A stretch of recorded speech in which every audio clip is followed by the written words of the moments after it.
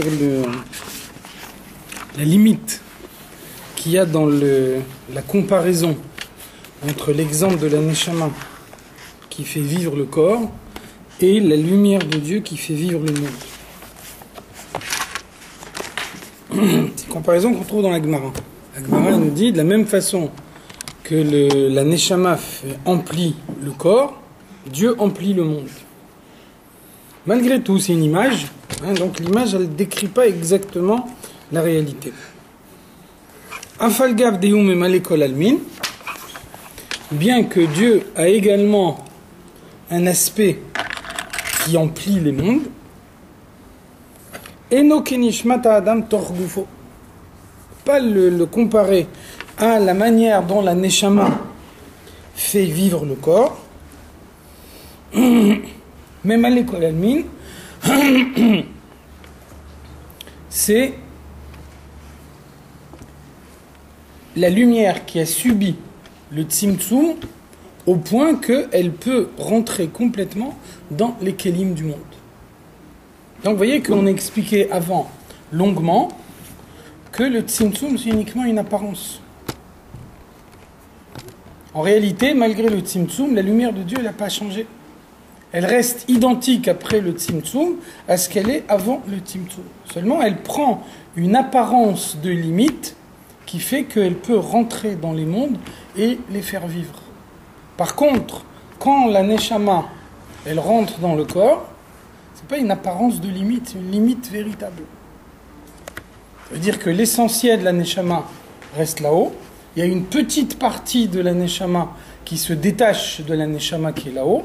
Et cette petite partie de la neshama qui se détache, elle rentre effectivement dans le corps. Et donc elle fait vivre le corps de l'intérieur. Elle épouse effectivement les limites du corps.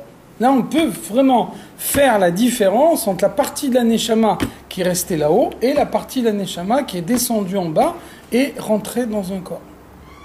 Mais c'est relié? Non seulement c'est relié, mais ça fonctionne comme une batterie. La neshama qui est dans le corps, elle a besoin de se recharger en permanence avec la partie de la neshama qui est là-haut. Elle n'est pas autonome. Donc toutes les nuits, la neshama elle quitte le corps pendant la nuit et elle va se recharger là-haut. Donc quelqu'un qui dort pas. Quelqu'un qui dort pas, ça veut dire que la Mishnah elle nous dit par exemple, quelqu'un qui fait le vœu de ne pas dormir pendant 3 jours, il n'a pas besoin de faire un tarat nedarim. Parce que il fait un vœu qui est impossible, et donc un vœu qui est impossible, il ne s'applique pas. D'un côté, on lui donne des coups de fouet, parce qu'on ne fait pas un neder pour rien, on ne mentionne pas le nom de Dieu pour rien, mais d'un autre côté, sur le vœu lui-même qu'il a fait, on n'a pas besoin d'annuler le vœu, parce qu'un vœu qui n'est pas applicable, il n'a aucune valeur. Donc quelqu'un qui dit « je ne vais plus dormir de ma vie », ça c'est pas possible. Comme une batterie, si on ne la recharge pas, et à un moment elle est vide, elle ne fonctionne plus. Donc la partie de la neshama qui est dans le corps, elle fonctionne avec la partie de la neshama qui se trouve là-haut. Mais que la nuit. Parce que la nuit, elle quitte le corps. Pour qu'elle puisse se recharger, il faut qu'elle quitte le corps. Et sur un monsieur qui dort l'après-midi qui fait une sieste de 2 heures. C'est pas la même chose. C'est pas pareil. C'est pas la même chose. La neshama, elle se recharge pas de la même façon pendant la journée que pendant la nuit. C'est pour ça que quand on dort la nuit, on se lève le matin, on est obligé de se laver les mains à côté de son lit. Alors que quand on fait la sieste, dans la journée, on n'est pas obligé de mettre un kéli à côté de son lit. Le lavage des mains du matin, c'est un peu comme quand on lave un mort. Un mort, ça veut dire que sa neshama, elle a quitté complètement son corps. Donc la Gemara nous dit, le sommeil, c'est le 60e de la mort. C'est-à-dire que la mort, c'est un sommeil 60 fois plus profond.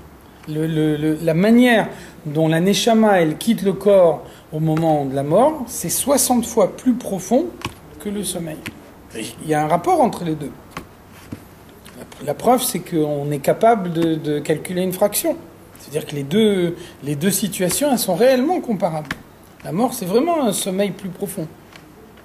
Et donc ça veut dire le corps il n'est pas autonome. À aucun moment le corps il est autonome.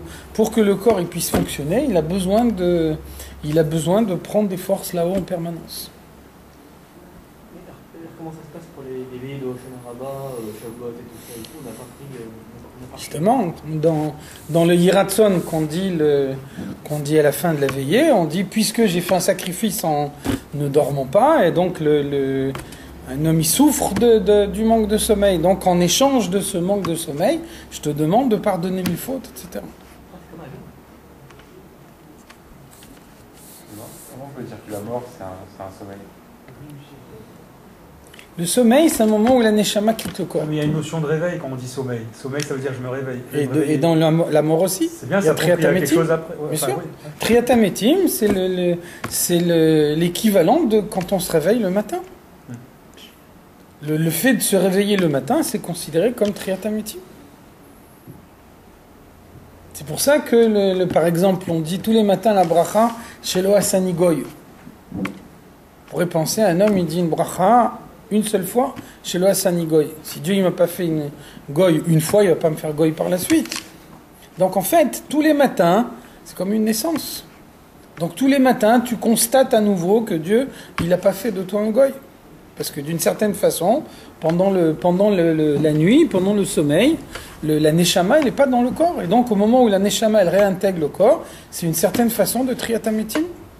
Et donc, quand il y a la mort, après, il y a aussi triatamétim. C'est le même processus, à part que c'est plus profond. Ça se passe de la même façon. Donc, c'est pour ça, on trouve dans la Gemara Brachot, la Gemara nous dit, tous les jours à minuit, Dieu il se lamente sur la destruction du temple.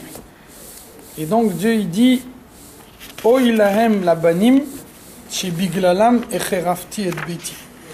Malheur à mes enfants parce que à cause d'eux j'ai été obligé de détruire ma maison. Donc la Gemara pose la question, elle dit à quoi ça sert, on n'entend pas. Si on entendait, on avait conscience que Dieu il se lamente, le fait qu'on a conscience, ça réveille un homme à la tchouva. Par contre, si on n'a pas conscience, à quoi ça sert? Et donc la Gemara nous dit Afalgav de ihu lo chazi, mazlaihu chazi. Même si lui, il ne le voit pas, son mazal le voit. Donc vous voyez bien qu'ici, on ne peut pas traduire le mazal par l'influence astrale. Donc en fait, qu'est-ce que c'est le mazal? Le mazal, c'est la partie de la neshama qui reste là-haut.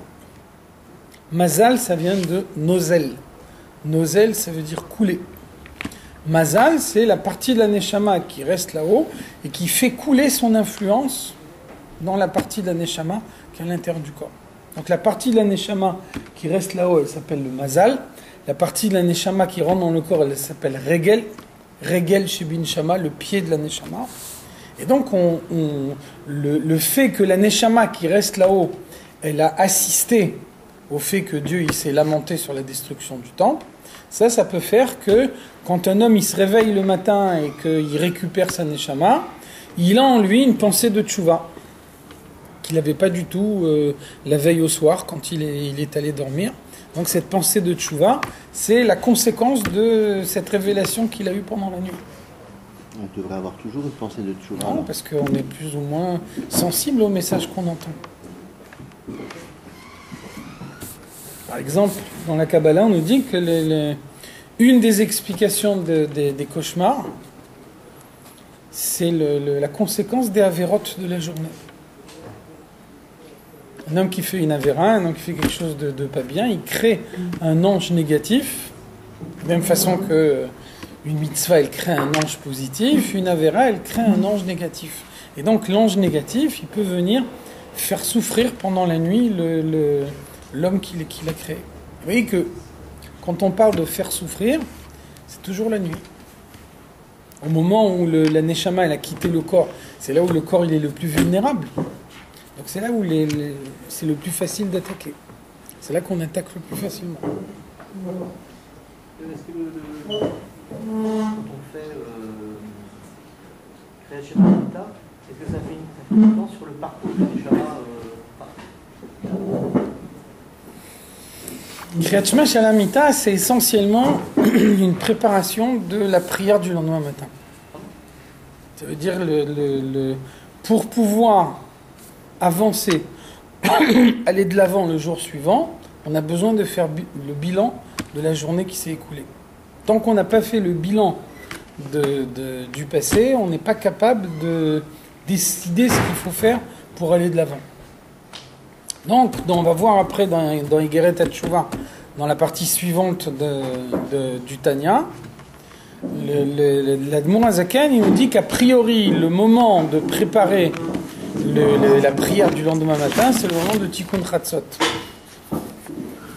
Tikkun Chatzot, ça veut dire que à l'époque de la Gemara, dès que la nuit elle tombait, les gens ils faisaient Maharib, après ils allaient se coucher immédiatement. Et donc ils dormaient jusqu'à Chatzot. À Chatzot, ils se réveillaient, ils faisaient Tikkun Chatzot, et ensuite ils restaient étudier la Torah jusqu'au matin. Et après, le matin, ils étudiaient la Torah.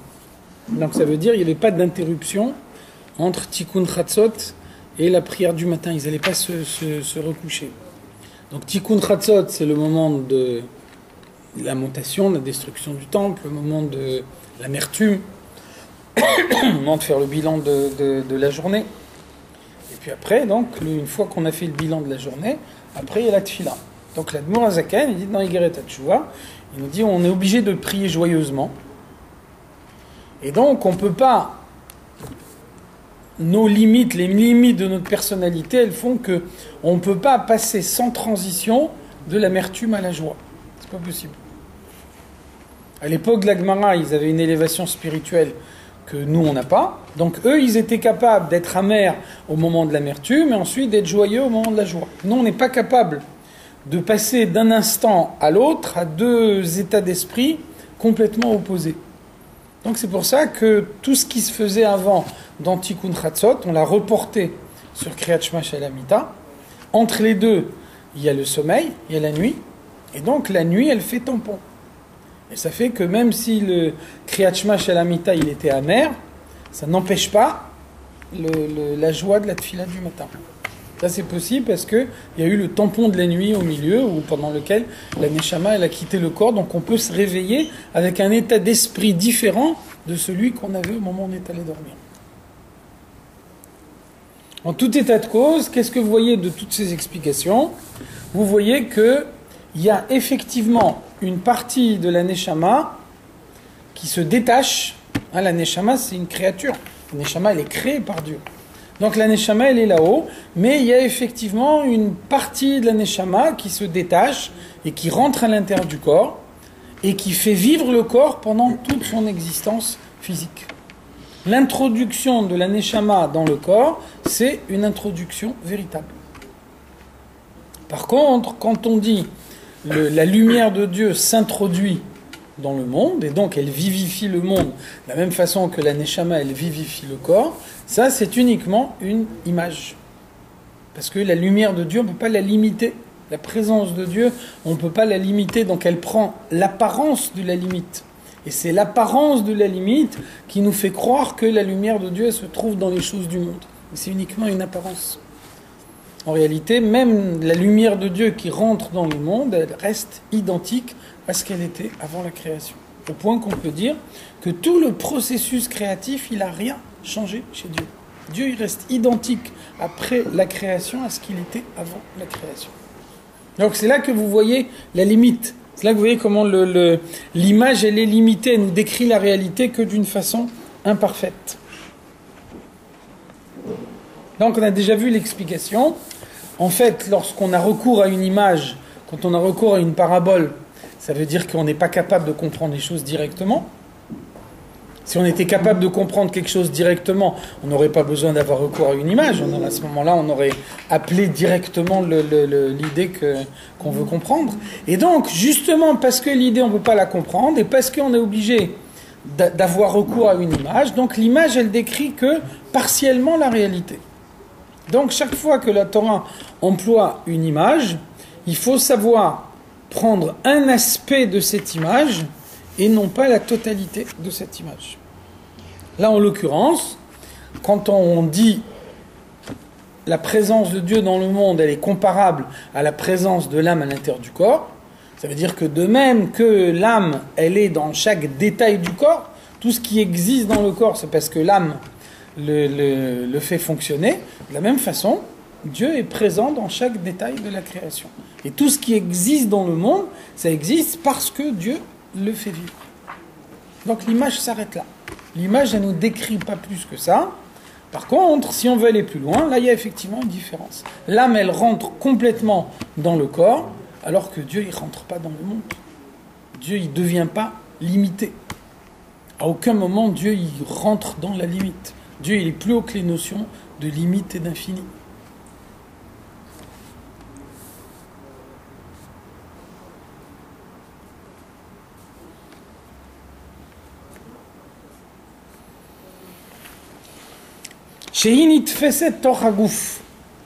Quand il y a une partie d'un neshama qui rentre dans le corps, cette partie de la neshama, elle va être réellement saisie par le corps.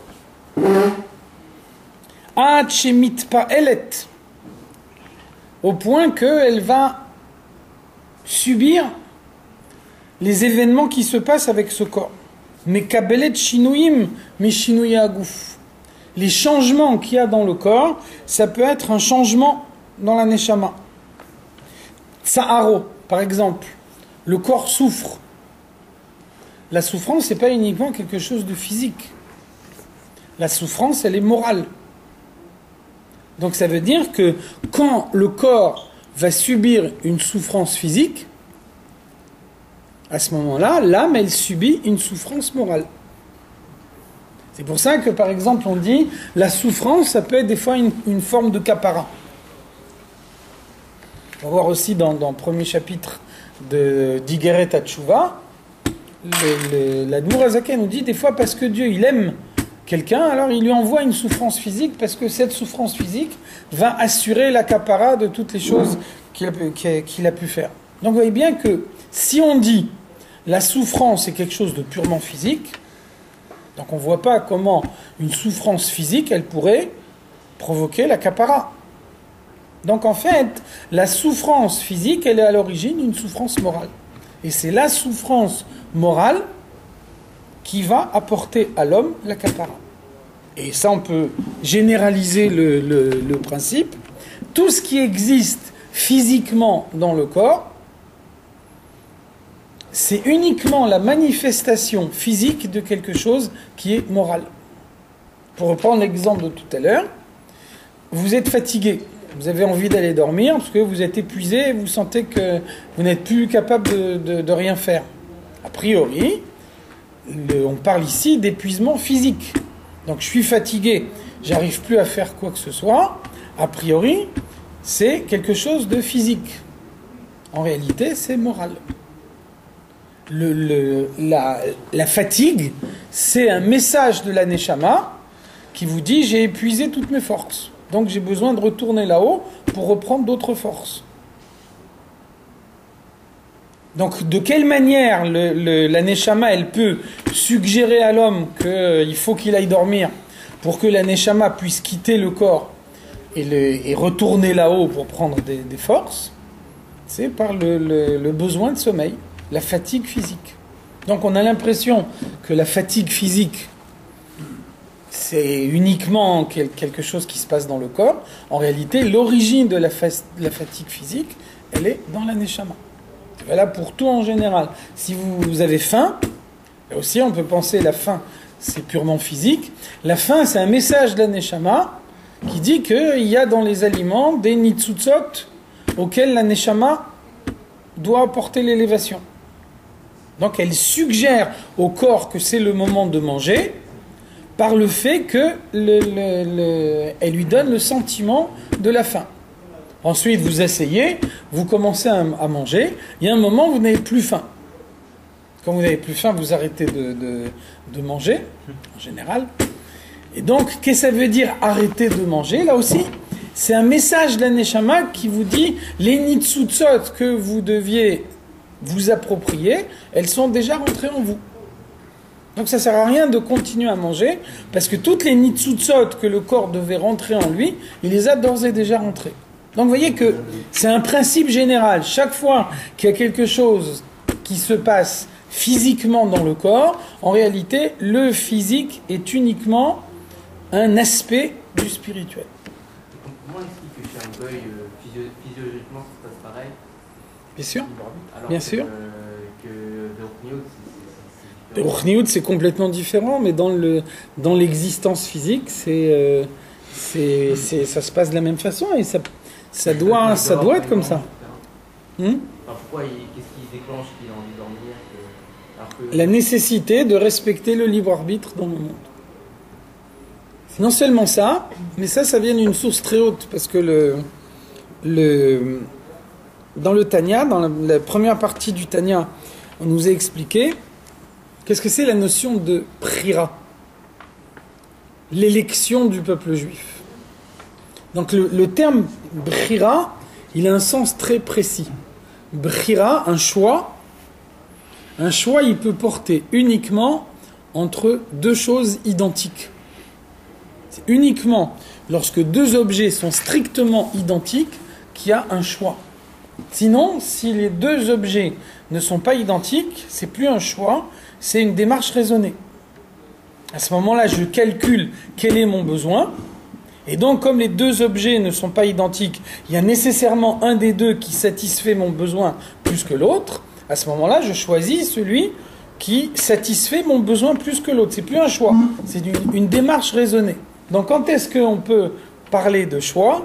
Uniquement entre deux objets strictement identiques. Donc, l'Admor Hazaken, il nous dit, qu'est-ce que c'est l'élection du peuple juif? L'élection du peuple juif, elle ne peut pas porter sur l'âme juive. Parce que l'âme d'un juif et l'âme d'un goy sont complètement différentes. Donc là, il n'y a pas de choix. Là, il y a une démarche raisonnée. Par contre, les deux corps sont identiques. Nidme bechumriyuto les gufot umotaolam. Un corps juif, dans son aspect extérieur et grossier, est identique au corps des nations du monde. Donc là, on a deux corps qui sont strictement identiques. Là, il y a un choix possible. Ils fonctionnent de la même façon, et donc, même qu'ils fonctionnent de la même façon, le corps juif est un corps plus élevé parce qu'il a été choisi par Dieu. Comment on explique au niveau des Lévisotes l'obésité ou l'appétit n'arrive pas Que l'obésité, par exemple, quelqu'un qui La n'arrive pas à boulimie. la satiété. Ou la boulimie. La boulimie. Oui, boulimie, oui. Alors, il y a plusieurs explications. Il n'y a pas une seule explication, mais ça veut dire le principe général qu'on peut dire, c'est que la Torah, elle décrit une situation normale. Après, il y a toutes sortes d'écarts par rapport à une situation normale.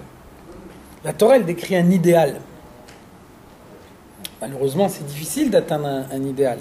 Donc, même si on n'atteint pas l'idéal, il y a deux choses qui sont nécessaires. Premièrement, il faut savoir que l'idéal, il existe. Deuxièmement, il faut tendre vers l'idéal. Si on ne sait pas que l'idéal existe, on ne sait pas ce qu'il faut faire. Là, on est perdu. On n'a plus d'orientation dans la vie. Si on ne tend pas vers l'idéal, là, on perd son temps. Quand on tend vers l'idéal, chacun y va à son rythme. Un, il va y aller plus rapidement, un autre, il va y aller plus lentement. Mais en tout état de cause, il doit y avoir un cheminement dans la vie. Vous avez décrit un mode de fonctionnement, c'est-à-dire qu'on mange parce que c'est la Neshama qui demande. Ouais. Mais quelqu'un qui mange, vous avez décrit simplement... Donc ça veut dire, par exemple, on peut manger pour se faire plaisir, alors qu'on n'a pas faim du tout. La même chose. Oui, si par exemple le corps, il pouvait manger que quand il a faim, mais quand j'ai pas faim et que je mange pour me faire plaisir, ma bouche elle se ferme toute seule, là le libre arbitre il serait remis en cause. Pour que le libre arbitre il fonctionne, il faut que chaque fois qu'il y a une fonction positive, elle soit assortie d'une fonction négative.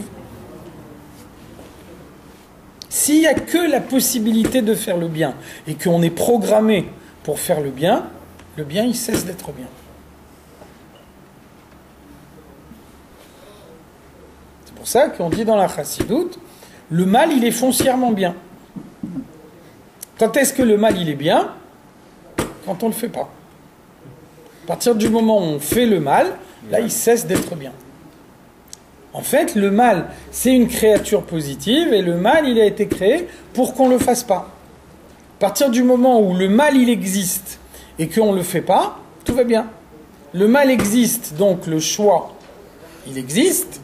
On ne le fait pas, donc ça veut dire l'homme fait le bon choix. Il choisit le côté positif. Là, tout va bien. Si par contre, on fait le mal, ce que le mal lui-même ne demande pas, là, on est en situation de dérive. Donc, quelle que soit la situation, il y a toujours une dérive possible. Pour revenir sur ce que vous disiez sur la relation entre l'intérêt spirituel et ce principe qui est moral, pour un guerre, pour un converti, comment ça se passe? De la même façon, un guerre, à partir du moment où il devient juif, il fonctionne comme un juif à part entière. Et il ressent une différence par rapport à l'état dans lequel il est. Alors, un guerre, c'est une créature nouvelle. Un guerre,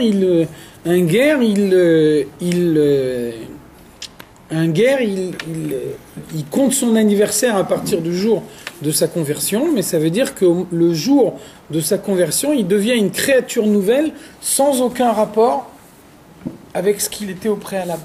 À tel point que d'après la Torah, un frère et une sœur qui se convertissent, ils auraient le droit de se marier ensemble. Et la raison pour laquelle les Chachamim, ils ont interdit qu'ils se marient, c'est parce que on ne veut pas, au moment où ils sont devenus juifs, leur permettre quelque chose qui leur aurait été interdit s'ils étaient restés goy. Le but de devenir juif, c'est de s'approcher de Dieu, de faire plus. Donc on ne veut pas qu'en devenant juifs, ils aient le droit de faire quelque chose qu'ils n'avaient pas le droit de faire au préalable quand ils étaient goy. Donc c'est uniquement une précaution. Mais ça veut dire sur le principe, s'il n'y avait pas cette précaution, il n'y aurait pas de difficulté à ce qu'un frère et une sœur qui se convertissent se marient ensemble. Parce que la conversion les a rendus des créatures nouvelles qui n'ont rien à voir avec ce qu'ils étaient au préalable. Le corps qu'il y avait avant disparaît, même si on a l'impression d'une continuité. Le corps qu'ils avaient avant la création, c'est un corps qui vient des klipot atmeot. À partir du moment de leur conversion, ils ont un corps de klipat noga. Ah, le corps, il change lui-même? Le corps change. Le corps change. Non seulement le corps change, mais par exemple, on voit que dans Shulchan Aruch, il y a la notion de ger toshav, qui n'existe plus à l'époque actuelle.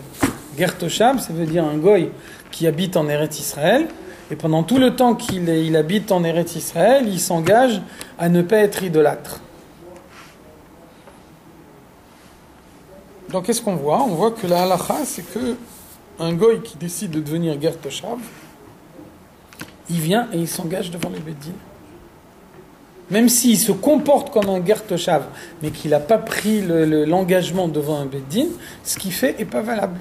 Parce que le fait qu'il devient ger toshav, le fait qu'il va devenir chassidou mota olam, ça veut dire que son corps des klipot atmeot est transformé en corps de klipat noga. Donc là aussi, on a besoin de quelque chose qui formalise le passage. Donc il vient devant le Beit Din et il formalise son engagement devant le Beit Din, et c'est ça qui modifie la nature de son corps. Tu as besoin d'avoir un événement qui se produit dans le monde qui va permettre le changement de son corps. Ger toshav, c'est pour les Sheva Mitzvot, c'est ça? C'est pour les... Ouais. Il a besoin quand même d'aller devant le Beit Din pour... Il a besoin d'aller devant un Beit Din. Le Rambam, il nous dit clairement, il nous dit que un chassid umot haolam, c'est quelqu'un qui fait les Sheva Mitzvot Bnei Noach. Si quelqu'un les fait uniquement par adhésion morale, par le fait qu'il croit à ses principes philosophiques, etc., on ne peut pas le considérer comme un chassid umot haolam. Pour qu'on le considère comme un chassid umot haolam, il faut qu'il accepte les 7 mitzvot parce qu'elles ont été données à Moshe Rabbeinu, et il doit penser, quand Dieu s'est dévoilé sur le mont Sinaï, il s'est dévoilé à la fois pour les Juifs et pour les Goïm. Les Juifs, il leur a donné 613 mitzvot. Les Goïm, il leur a donné 7 mitzvot. Et donc, il doit s'engager à faire les 7 mitzvot parce qu'elles ont été données aux Goïm sur le mont Sinaï. S'il n'a pas cet engagement-là, s'il dit « moi je fais les 7 mitzvot uniquement par engagement personnel, même si il fait l'intégralité des 7 mitzvot, il n'est pas considéré comme un chassid umot haolam.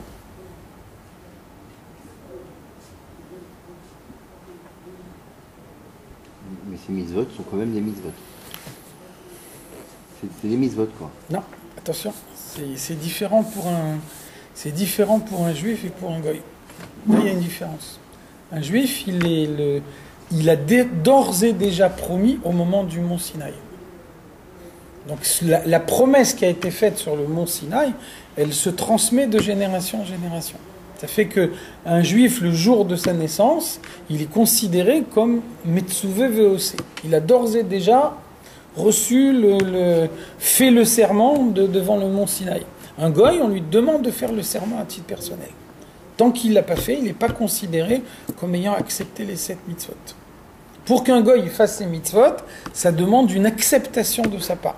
S'il n'y a pas cette acceptation, s'il ne s'est pas engagé à le faire, il n'est pas tenu de le faire. Il ne sera pas considéré comme un chassid umot haolam. Par contre, un juif, il n'a pas le choix. Dès l'instant où il est né juif, il doit accomplir les mitzvot. On ne lui demande pas son avis.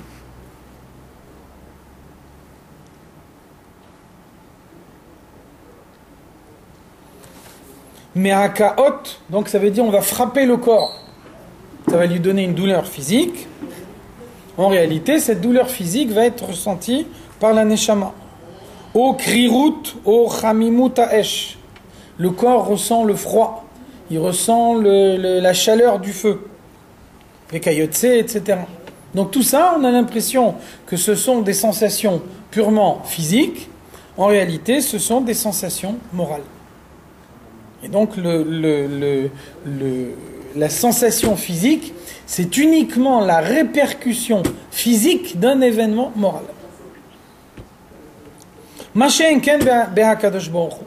Alors c'est là qu'on voit toute la limite qu'il y a dans cette image de Dieu qui fait vivre le monde, c'est que tout ce qu'on vient de voir pour la neshama qui ressent la douleur, la neshama qui ressent le froid, la neshama qui ressent le chaud, tout ça on ne peut pas dire l'équivalent chez Dieu.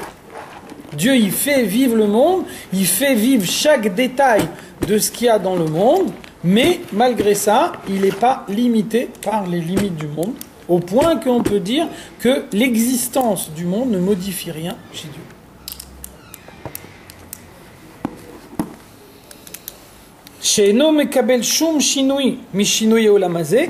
Dieu n'est pas du tout modifié par toutes les mutations qu'il peut y avoir dans le monde.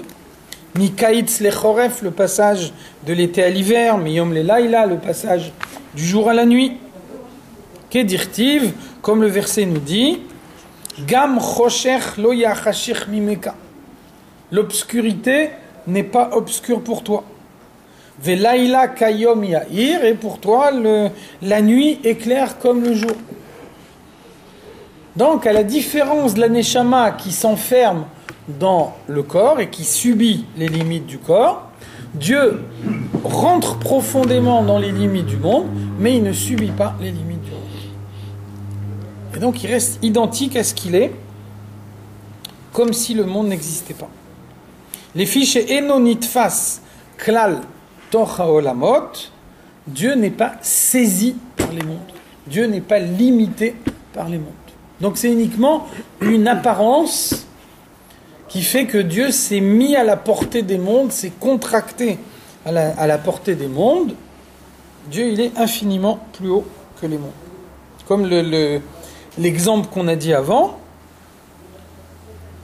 un professeur, quelqu'un qui a des connaissances profondes, il enseigne à des enfants.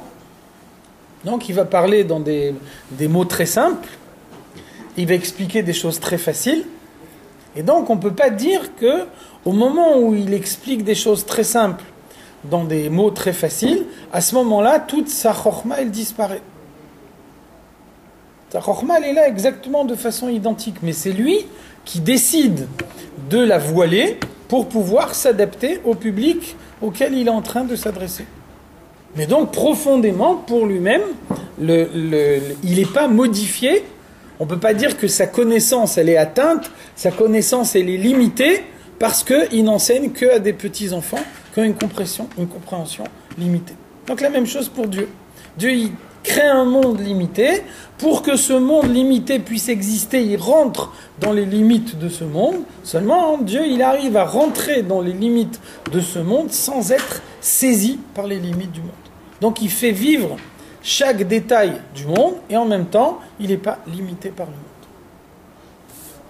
Donc, effectivement, c'est une idée qui est difficile à comprendre. C'est justement parce que cette idée elle est difficile à comprendre qu'on a besoin d'avoir recours à une image. Donc l'image qu'on prend, ça veut dire dans notre lexique à nous, dans notre terminologie à nous, qu'est-ce qui décrit le mieux cette situation? C'est la manière dont la Neshama fait vivre le corps, mais néanmoins, on doit savoir que cette image, elle est limitée. Elle décrit un aspect des choses, mais elle ne décrit pas la solution telle qu'elle est, la situation telle qu'elle est réellement. Infalgav de Memalelon, donc Dieu emplit les mondes, et néanmoins, il n'est pas limité par les mondes. Difficile à comprendre, parce que pour nous, remplir quelque chose, ça veut dire être limité par les choses qu'on remplit, et donc pour Dieu, c'est comme ça. Mais Zéougam Kaninyan Sovev Kolalmin. Tout ce qu'on vient de voir, c'est Memale Kolalmin. Dieu emplit les mondes. C'est la même chose également pour Dieu entoure les mondes. Donc on a déjà vu que Memale Kolalmin, c'est une perception rationnelle de Dieu. Dans Memale Kolalmin, on n'a pas besoin de faire intervenir la foi, la Emouna. La Emouna, elle intervient uniquement à partir du moment où on ne comprend pas. Quand l'intellect il s'arrête, un homme il a un intellect limité, même l'homme le plus génial du monde il a aussi un intellect limité, donc on a une force qui relaie la compréhension. Un homme, il est motivé profondément que par ce qu'il comprend. La personnalité de l'homme, elle est faite de telle façon, elle fonctionne de telle façon que on arrive à se motiver réellement que pour quelque chose qu'on a parfaitement compris. Quand on n'a pas réellement compris, et puis on dit, fais quand même, donc c'est très difficile d'arriver à accepter quelque chose qu'on n'a pas compris avec autant d'intensité que si on l'avait comprise. L'homme, il est fait de telle façon que pour lui, la force la plus forte de sa personnalité, c'est son intellect.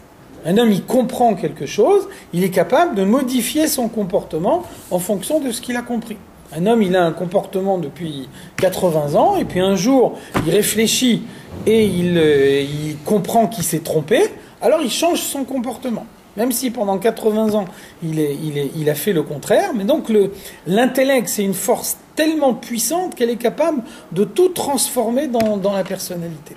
Donc ça veut dire, d'un côté, qu'est-ce qui modifie l'homme profondément? C'est sa compréhension. De notre côté, on ne peut pas tout comprendre. Donc qu'est-ce qu'on fait au moment où la compréhension, elle s'arrête? Alors c'est là qu'on a une force relais qui s'appelle la Emouna. La Emouna, c'est ce qui permet, au moment où on n'a pas compris, de faire avec autant d'intensité que si on avait compris. Ça reste une force intellectuelle quand même. Non, c'est pas intellectuel, puisque justement, l'intellect, il s'arrête. Mais elle est basée... elle n'est pas basée dans le cerveau. Comment ça marche? Si tu prends le cerveau au sens intellect, non, elle n'est pas basée dans le cerveau. Elle n'est pas basée dans le cerveau. Dans les termes de la chassidoute, c'est la différence qu'on fait entre bitul les ratson et bitul les baal ratson. Bitul les ratson, ça veut dire Dieu exprime sa volonté et je me soumets à la volonté qui a été exprimée par Dieu. Ça, c'est une démarche intellectuelle. Dieu me dit ce qu'il attend de moi, et après qu'il me dise ce qu'il attend de moi, j'accepte.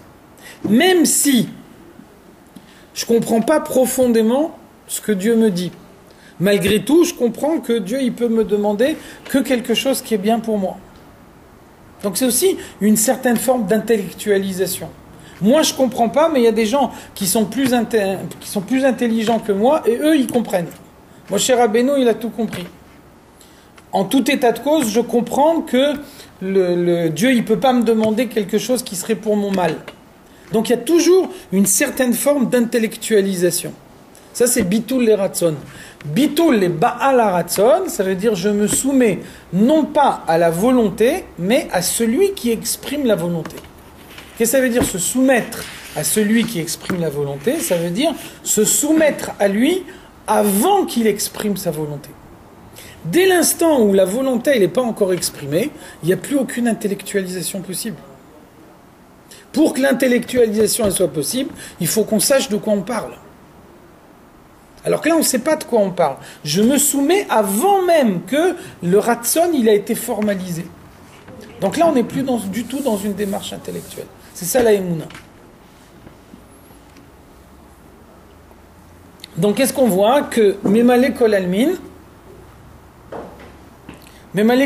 c'est une démarche purement rationnelle. On n'a pas du tout besoin de faire appel à la émouna. Tout le monde comprend, n'importe qui comprend qu'il n'y a pas de système autorégulé. Ça n'existe pas. Un système, il a toujours besoin d'un régulateur.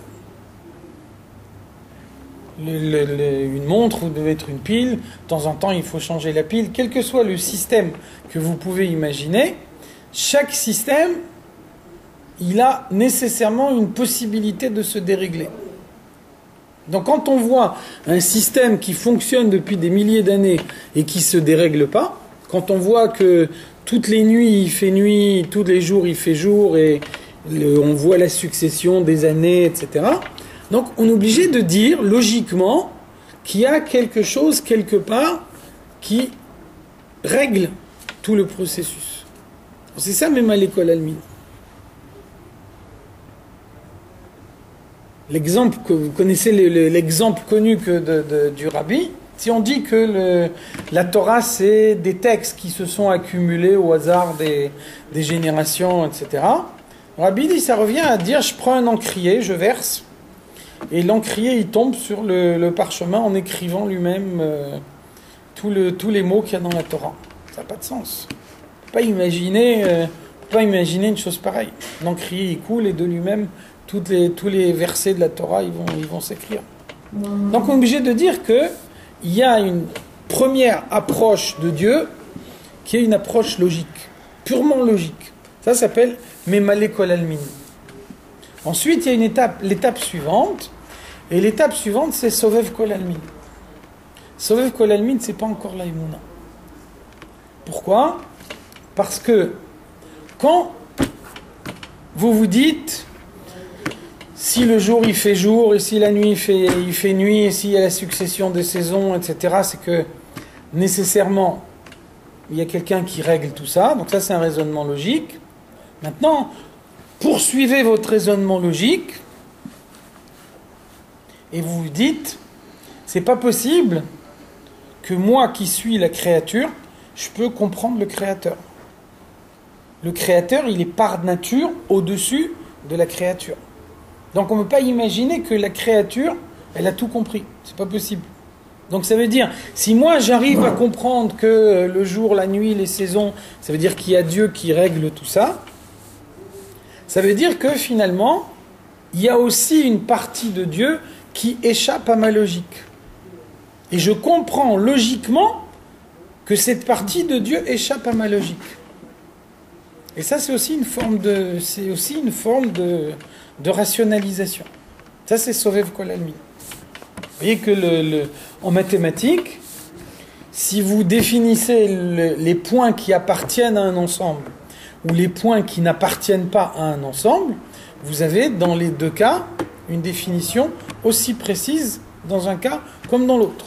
Donc Memale Kol Almin, c'est tous les points qui appartiennent à l'ensemble. Sovev Kol Almin, c'est tous les points qui n'appartiennent pas à l'ensemble.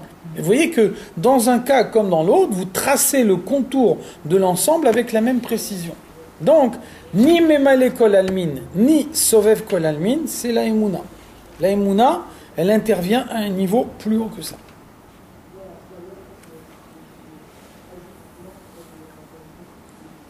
Donc, qu'est-ce que c'est Sovev Kol Almin?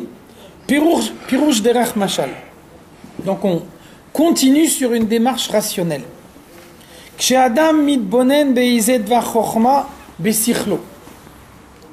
Un homme réfléchit, construit un raisonnement avec son intellect.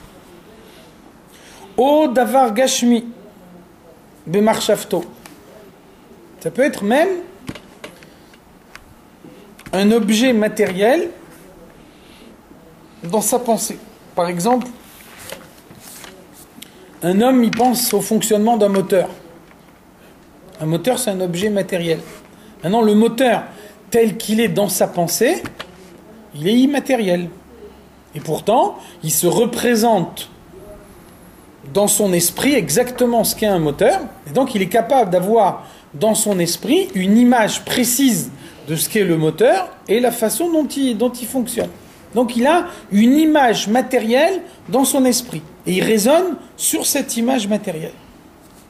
Azai sichlo marshafto makifim ala davarahu amitsuya bemarshafto. Donc on raisonne sur une certaine idée. Ça veut dire que on va entourer l'idée à laquelle on est en train de réfléchir. En français, on maîtrise son sujet. Maîtriser, ça veut dire on est tout autour. On arrive à comprendre la chose telle qu'elle est réellement. À plus forte raison, s'il s'agit d'une idée matérielle, où là on a une vraie compréhension précise. En makifim ala davarahu mamash bepoel mamash. Et pourtant, il n'y a rien de concret. Ça veut dire que je réfléchis à un moteur. Je réfléchis au fonctionnement d'un moteur. Donc j'ai dans mon esprit l'image précise d'un moteur et de la façon dont le moteur il fonctionne. L'image, elle est limpide dans mon esprit. Pourtant, il n'y a aucune voiture qui pourra fonctionner avec le moteur qu'il y a dans mon esprit. Pourtant, l'image, elle est précise. Donc vous voyez que on peut avoir une idée qui n'a pas une application concrète, qui n'a pas une incidence concrète dans le monde, c'est juste une valeur de l'esprit, et pourtant, cette valeur de l'esprit, elle représente une image matérielle précise. Quand on parle de valeur morale, on parle de choses spirituelles, on peut dire, bon, la nature même de ce à quoi on réfléchit, elle n'a pas d'application concrète. Mais là, vous réfléchissez à un moteur, vous réfléchissez à une machine à laver. Donc vous réfléchissez à des choses concrètes. Et donc vous avez une bonne connaissance de la mécanique, ce qui fait que vous avez dans votre esprit une image précise de ce qu'est une machine à laver. Et pourtant, vous êtes incapable de laver vos vêtements. Donc vous voyez bien qu'on arrive à avoir une idée précise d'une certaine situation, alors que la situation elle est complètement absente. Alors qu'il n'y a pas d'incidence concrète de cette chose-là. Avant la Kadosh Baruch Hu. Donc ça, c'est ce qu'on a appelé la perception négative. Ça, c'est ce qu'on a appelé tous les points qui ne font pas partie de l'ensemble. C'est ça, Sovev Kol Almin. Sovev Kol Almin, ça veut dire, bon, il y a le jour, la nuit, l'été, l'hiver, ça c'est des dévoilements dans le monde que je suis capable de mesurer, que je vois concrètement. Maintenant, je comprends logiquement que moi je ne peux pas tout comprendre, donc il y a des choses qui sont plus hautes que ça. Je peux comprendre que Dieu, il est beaucoup plus que ça. Donc c'est exactement comme ici dans l'exemple du moteur. J'ai bien compris dans mon esprit, mais finalement, il n'y a rien qui en est sorti concrètement. Avala Kadosh Baruch Hu, donc ça c'est valable matériellement dans le monde, mais là encore, vous voyez la différence entre l'image et ce qu'elle est censée décrire. Akadosh Baruch Hu dirtivbe, à propos de Dieu, c'est écrit Kilo marchevotai marchevotechem. Mes pensées ne sont pas vos pensées. Qu'est-ce que ça veut dire? Marshafto veidiato sheyodea kol anivraim Makefet kol nivra venivra bepoel mamash. La pensée de Dieu, elle entoure la personne à laquelle il pense. C'est là qu'on voit toute la différence entre le fonctionnement humain et le fonctionnement de Dieu. Là aussi, on voit comment l'image, elle est limitée, elle ne décrit qu'un certain aspect de la réalité. Vous pouvez penser toute votre vie au fonctionnement d'un moteur, et concrètement, vous ne verrez jamais un moteur concrètement. Le moteur auquel vous allez réfléchir, il va rester au niveau d'une vue de l'esprit, mais dans la pratique concrète, vous n'aurez jamais vu un moteur de votre vie. Alors pourquoi on peut penser à un moteur alors que ce moteur il n'existe pas? C'est parce que lorsque vous pensez à un moteur, vous pensez à quelque chose qui est extérieur à vous. L'homme et le moteur sont deux choses différentes. Même si l'homme, il a dans son esprit une image précise du moteur, on ne peut pas dire que grâce à cette image précise, l'homme et le moteur sont devenus une seule chose. La preuve, c'est que le moteur, il a une existence concrète, et jamais personne n'arrivera à créer un moteur concret par le fait qu'il a une pensée sur un moteur. Par contre, Dieu, il pense à une créature et la créature, elle existe. Qu'est-ce que ça veut dire? Ça veut dire que Dieu et la créature, ce n'est pas deux choses différentes, c'est une seule chose. La créature, au moment où elle existe, elle reste une partie de Dieu. Est-ce qu'il n'y a pas des pensées qui peuvent avoir une influence sur le monde? C'est clair qu'une pensée, elle peut avoir une influence. C'est certain. Même plus, il y a un exemple qu'on cite toujours dans la chassidoute. Regarde, fixe quelqu'un fortement de dos. Obligatoirement, il va se retourner. Il va sentir qu'il est observé, et il va se retourner pour voir qui c'est qui le regarde. Alors qu'il n'a pas des yeux dans le dos. Mais ça veut dire le fait qu'on le regarde, nécessairement, ça va réveiller en lui le fait qu'il sait qu'il est observé. Donc c'est clair que la pensée, elle a une influence. Malgré tout, celui qui regarde et celui qui est regardé, c'est deux personnes différentes. Et ils vont rester deux personnes différentes. Alors que par contre, Dieu, il pense à une créature.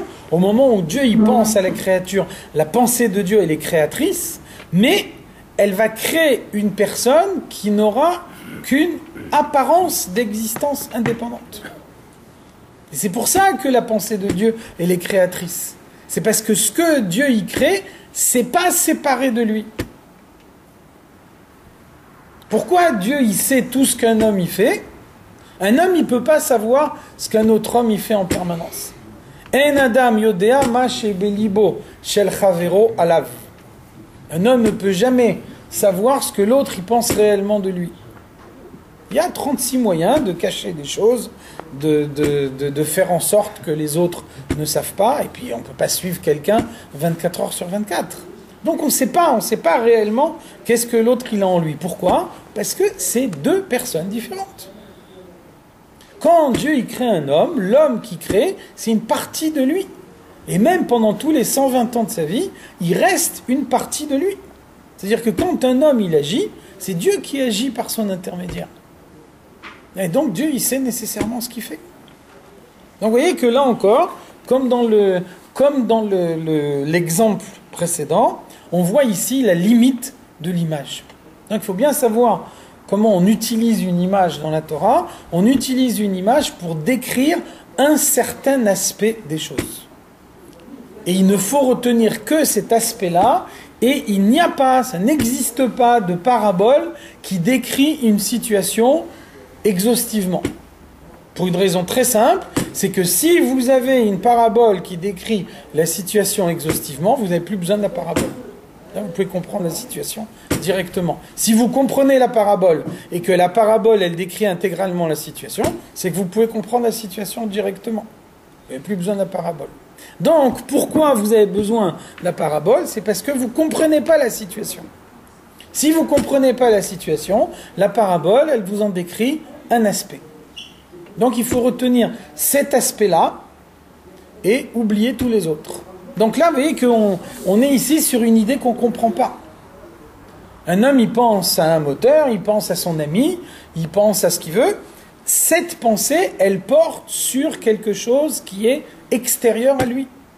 C'est pour ça que jamais sa pensée à un moteur, elle va créer un moteur. C'est pour ça qu'il pense à quelqu'un de sa famille qui est à l'autre bout du monde. C'est pas parce qu'il pense à lui que cette personne, elle va venir. Parce qu'il pense à quelque chose qui est extérieur à lui. Rien n'est extérieur à Dieu. Et ça, pour nous, on ne comprend pas. C'est là que notre intellect s'arrête. Donc, on a vu déjà, il y a une longue explication du Tzemar Tzedek dans le Derech Mitzvotecha. Il nous dit que au Moyen-Âge, les Chachamim, ils évitaient d'enseigner la Kabbalah publiquement parce que dans la Kabbalah, on fait systématiquement recours aux anthropomorphismes. Vous voyez qu'un anthropomorphisme, c'est exactement le même genre de raisonnement, c'est exactement la même chose. Ça veut dire que quand la Torah nous dit la main de Dieu, les yeux de Dieu, la main de Dieu, ça veut dire la force d'action de Dieu. Les yeux de Dieu, ça veut dire la manière dont Dieu a conscience de tout ce qui se passe dans le monde. Donc ça veut dire, si on n'a pas une certaine capacité d'abstraction, si on prend les choses à la lettre et qu'on pense que Dieu il a vraiment des yeux ou il a vraiment une main, donc là on peut aboutir à des catastrophes. Donc la Torah elle a l'habitude d'avoir recours à des anthropomorphismes, c'est-à-dire à des images, mais donc le recours à une image il suppose d'adopter cette gymnastique intellectuelle qui fait qu'on ne prend pas l'intégralité de l'image, mais on en prend seulement une partie. Donc vous voyez que pour Sovev Kol Almin, ça veut dire que je pense à quelque chose, et donc même que je n'ai pas cette chose devant les yeux, ça ne m'empêche pas d'avoir une idée précise de cette chose-là telle qu'elle est. De la même façon, il y a l'apparition de Dieu dans le monde à travers le jour, la nuit, l'été, l'hiver. Et puis après, il y a l'apparition de Dieu qui est au-delà de ce que moi je peux comprendre. Et même ma logique, elle me dit qu'il y a certaines formes d'apparition de Dieu dans le monde que moi je ne suis pas capable de comprendre. Donc c'est uniquement cette partie-là de l'image qu'il faut retenir. Par contre, là où l'image, elle ne décrit plus la réalité, c'est que je peux passer toute ma vie à penser à un moteur et j'aurais jamais vu concrètement un moteur de ma vie. C'est pas impossible. Dieu y pense à une créature et cette créature, elle est une partie de lui. Ça, l'image ne le décrit pas. Et ça, on ne peut pas le comprendre parce qu'on n'a pas l'équivalent dans notre existence à nous. Donc on l'accepte, mais on peut pas dire qu'on le comprend.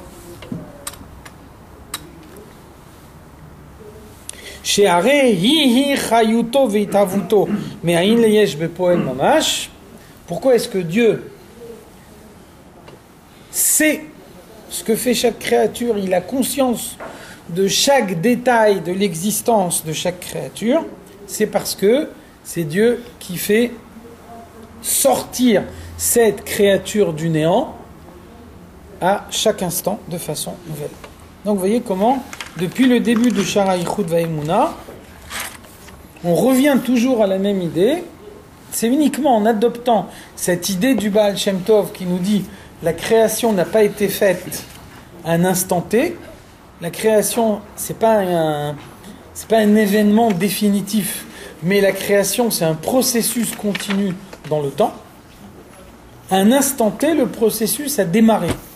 Mais après, à chaque instant, le processus, il se passe de nouveau.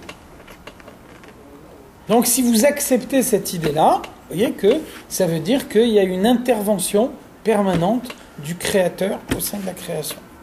Donc à aucun moment, la créature ne peut avoir une existence indépendante.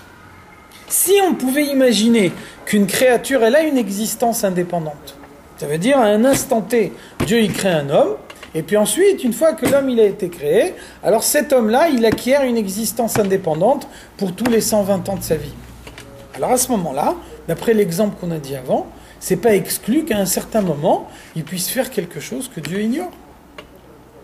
Puisque Dieu crée l'homme, et l'homme il devient quelque chose d'indépendant. Il devient une créature indépendante. Si l'homme il est une créature indépendante de Dieu, pourquoi pas imaginer qu'à un certain moment, l'homme il arrive à se cacher à Dieu et à faire des choses dont Dieu n'aura pas conscience. Donc c'est pour ça le Baal Shem Tov nous dit c'est pas possible, parce que la création n'a pas d'existence indépendante. La création elle ressort du néant à chaque instant. Et donc il y a une intervention de Dieu en permanence, à chaque instant dans le monde, pour faire sortir le monde du néant. Donc on ne peut pas imaginer que Dieu il fait sortir le monde du néant à chaque instant et qu'il ne sait pas ce qui se passe. Dans cette explication, on a l'impression que la création du temps est indépendante de la création d'elle-même. Il y a la création absolument. C'est tout à fait indépendant. Dieu recrée le monde. Le monde, la création du temps est indépendante de la création du monde. Ça veut dire que parmi les choses que Dieu a créées, il a créé également le temps. Le temps est indépendant de la matière. Tout à fait. Et il y a eu un acte de création de la matière, et il y a eu également un acte de création du temps. On peut dire aussi, il y a une longue explication du Maggid de Mezrich là-dessus. Beaucoup de Chachamim se posent la question, est-ce que le temps existe ? Est-ce que Dieu a créé le temps ? Ou alors est-ce qu'on peut dire le temps c'est uniquement un repère chronologique ? On peut dire il n'y a pas d'existence du temps. Il y a juste un repère chronologique. On va dire tel événement s'est passé avant tel autre et tel événement s'est passé après tel autre. Donc le temps n'a pas d'existence en tant que tel. Il y a juste un classement des événements en fonction d'un repère chronologique. Donc le Maggid de Mezrich nous dit c'est pas comme ça. Pendant les 6 jours de la création, il y a eu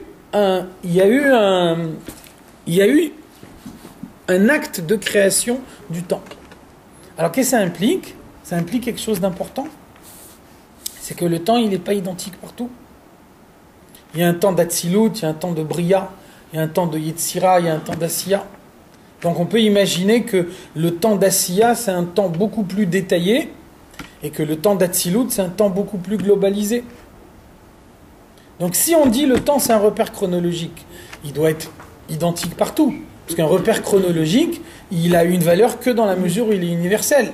Si chacun a le sien propre, ça n'a plus aucun intérêt. Par contre, à partir du moment où on dit le temps c'est une création à part entière, à ce moment-là on peut très bien imaginer qu'en Atsilut, Dieu a créé le temps d'une certaine façon, en Bria d'une autre façon, et ainsi de suite. Donc il n'y a pas de notion de création indépendamment du temps. La création s'inscrit forcément dans le cadre... Il y a une création indépendamment du temps, et ensuite, il y a eu une inscription de la création dans le temps et dans l'espace. Le temps et l'espace, c'est 2 dimensions que Dieu a créées et dans lesquelles il a inscrit le monde. Et donc, chaque créature a une existence indépendante, mais néanmoins, elle est inscrite dans le temps et dans l'espace. Et dans les 6 jours de la création, à quel moment intervient la création du temps ? Au premier instant du premier jour. Le temps, il est créé dans Chokhmah d'Atsilut seulement. En Atsilut, c'est un temps d'Atsilut. Et puis après, au fur et à mesure qu'on descend, le temps, il se contracte de plus en plus. Comme ça que le Rabbi explique. On dit le Midrash, il nous dit les anges commencent à prier quand tous les Juifs ont fini de prier. Quand tous les Juifs ont fait Shachrit, alors les anges tressent des couronnes à Dieu avec les prières que les Juifs ont prononcées. Donc le Rabbi pose la question avec la répartition des fuseaux horaires qu'il y a dans le monde. En permanence, tu as un Juif qui est en train de faire Shachrit quelque part. Donc à quel moment ils prient les anges ?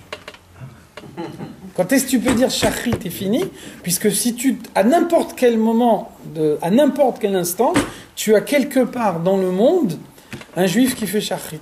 Quand est-ce qu'on peut dire la prière des hommes elle est terminée ? À partir de maintenant, la prière des anges elle commence. Il faut qu'on ait fait le tour du... Dès que tu as fini le premier tour, il y a un deuxième tour qui commence. Et c'est plus la même chose, c'est plus dans le même temps. Alors, mais tu sais pas, parce que où est le repère? Où est le repère pour dire là c'est la veille, là c'est le lendemain? Hein? C'est arbitraire. Ah bon? C'est arbitraire, ça veut dire a priori, tu tournes en permanence, il y a quelqu'un qui fait shachrit quelque part, on ne peut pas des gens qui prient dans l'après-midi, on parle des gens qui prient à l'heure. Donc c'est ça l'explication, ça veut dire que dans le monde matériel, on a un temps qui est détaillé, et ensuite, quand les prières elles montent, le temps il se globalise. Et donc on peut avoir un temps qui est détaillé en bas dans le monde, alors que quand on arrive là-haut, le temps il est globalisé. Et ça c'est possible justement parce que le temps il est créé à plusieurs paliers.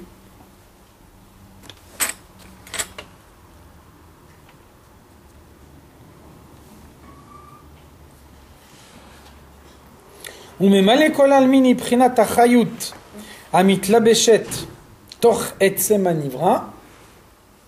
Donc c'est ça la différence entre Mémalé et Sovev. Mémalé c'est la lumière qui rentre à l'intérieur d'une créature, qui se trouve à l'intérieur des limites de son existence. Et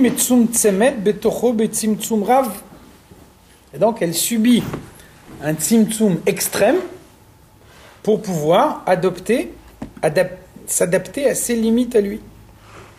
Kefi erech mehut anivra, en fonction de la nature de cette créature. Ça veut dire que par exemple, le mémalé d'un végétal, ce ne sera pas le même que le mémalé d'un minéral. Le mémalé d'un animal, ce ne sera pas le même que le mémalé d'un végétal, et ainsi de suite. Un minéral en hébreu, il s'appelle domem. Domem, ça veut dire silencieux, immobile. Ça veut dire que le mémalé kolalmin qui se trouve dans le minéral, il est caché tellement profondément dans le minéral qu'on a l'impression qu'il n'est pas là. Donc on voit une pierre, on a l'impression que la pierre elle ne bouge pas. On a l'impression que la pierre elle est toujours identique. Donc le mémalé kolalmin il est là, mais il est caché très profondément. Ensuite, le végétal, il s'appelle tsomeach. Tsomeach, ça veut dire celui qui pousse. Donc, qu'est-ce que ça veut dire tsomeach? Ça veut dire que une plante, elle ne pousse pas à vue d'œil. Vous regardez une plante, vous n'avez pas l'impression que la plante, elle bouge. Par contre, vous voyez une plante un jour et vous revoyez la plante le lendemain matin, là, vous allez voir une différence. Alors que la pierre, le lendemain matin, est toujours identique. Donc vous voyez que le mémalé qui est caché dans le végétal, il est moins caché que celui qui est dans le minéral. Un animal, il s'appelle chay. Chay, ça veut dire il est vivant, il bouge. Donc vous voyez que la plante, il faut revenir le lendemain matin pour s'apercevoir qu'elle a poussé. L'animal, vous le voyez bouger devant vous. Après, l'homme, il s'appelle Médaber. Médaber, ça veut dire celui qui parle. Celui qui parle, ça veut dire celui qui comprend. Et il est capable d'exprimer par la parole ce qu'il a compris. Et il est capable d'expliquer une certaine idée et d'expliquer de telle façon que quand on a compris son idée, on modifie son comportement. Vous voyez qu'un animal, il a un instinct. Et toute sa vie, il va rester avec cet instinct, il ne va pas être modifié. C'est pour ça qu'on nous dit le corbeau, il est cruel, mais il n'est pas puni parce qu'il est cruel, parce que c'est l'instinct que Dieu lui a donné au moment de sa naissance, et il ne peut pas le modifier, il est comme ça. Par contre, un homme qui prend conscience qu'il a été cruel dans une certaine situation, il prend conscience, il va regretter ce qu'il a fait, et il va modifier son comportement à l'avenir. Ça, c'est Médaber. Donc là, le mémalé, on le voit encore plus clairement. Donc il y a un mémalé partout, mais le mémalé, il s'adapte à la créature dans laquelle il se trouve.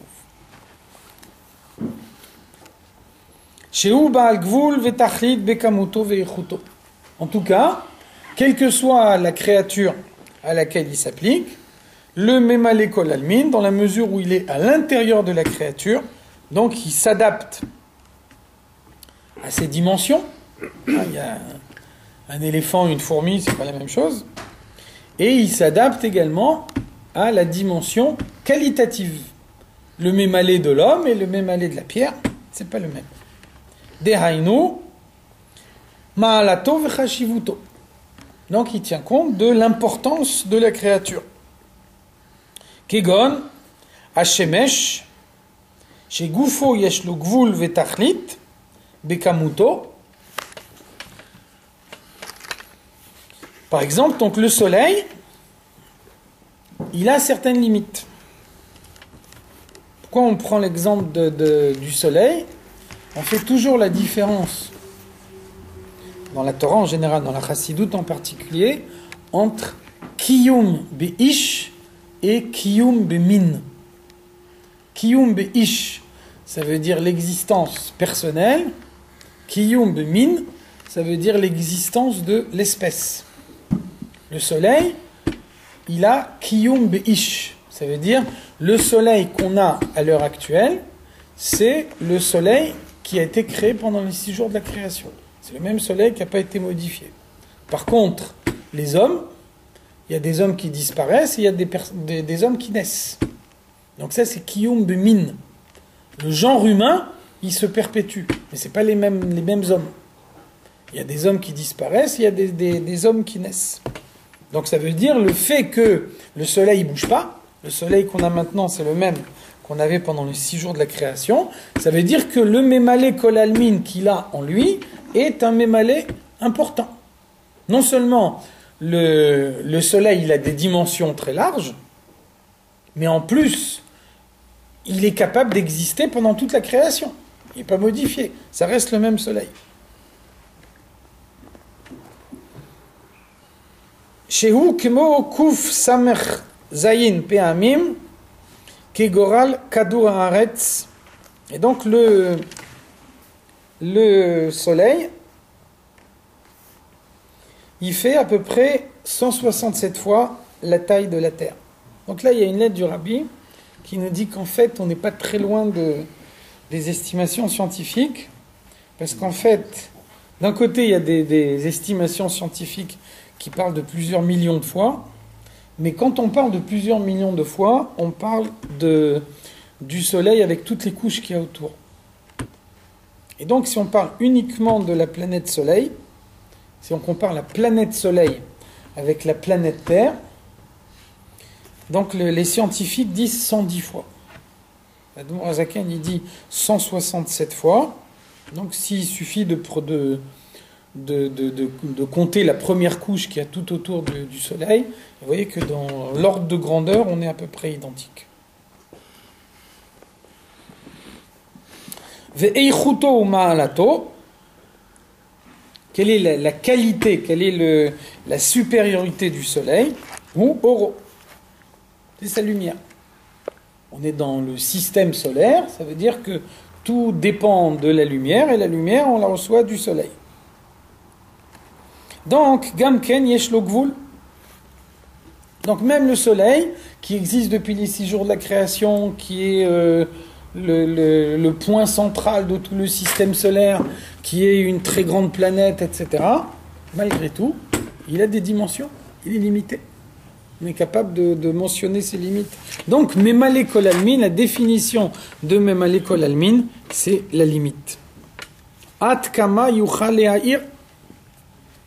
C'est pour ça qu'on voit qu'il y a une limite, on peut calculer la limite au-delà de laquelle le soleil ne peut plus éclairer. Ça veut bien dire que même s'il a des dimensions énormes, il reste malgré tout limité. Kilo ya'ir le bilti tachlit. Le soleil ne peut pas éclairer de façon illimitée. Mais achar shehu nivra. Parce que le soleil, avec toute sa dimension énorme, avec toute sa grandeur, etc., il reste malgré tout une créature de Dieu. Et donc, toutes les créatures sont limitées. Comme le soleil est limité, toutes les créatures sont limitées. Et donc, le Memale Kol Almin, c'est la partie de Dieu qui s'introduit dans cette limite. Donc pour pouvoir s'introduire dans la limite, alors elle est obligée de prendre l'apparence de la limite. Et c'est pour ça que l'Admour HaZaken, il nous met en garde, il dit attention, c'est uniquement une apparence. En réalité, la lumière de Dieu, elle est infinie, elle reste infinie. Simplement, pour faire vivre ce qui est limité, on ne peut pas faire autrement que de prendre l'apparence de la limite. Ki me'aretz l'rakia, me'aler tafkuf shana v'chulu. C'est pour ça qu'on trouve l'expression, les Chachamim nous disent, la distance qu'il y a entre la terre et le ciel, c'est celle qu'il faut pour marcher pendant 600 ans. Pendant 500 ans. Et de même, il y a 7 cieux, la différence entre le premier ciel et le deuxième, entre le deuxième et le troisième, c'est toujours une marche de 500 ans. Donc qu'est-ce que ça veut dire ? Il ne s'agit pas d'une dimension précise, on est dans l'existence morale, on est dans l'existence spirituelle. Donc pourquoi on a besoin de nous préciser un chiffre ? C'est pour nous dire la règle dans le monde, la base de l'existence du monde, c'est la mesure. Dieu a créé un monde dans lequel chaque chose est mesurée, chaque chose est limitée. Donc même ce qui est très très grand, ça ne peut pas échapper à la limite. Et donc à partir du moment où Dieu a fait de la règle, du principe même de la création, la limite, alors il faut qu'il y ait une possibilité que sa lumière puisse rentrer également dans la limite. Maintenant, le piège, c'est de penser que quand la lumière de Dieu rentre dans la limite, elle devient elle-même limitée. Ça s'appelle limiter Dieu.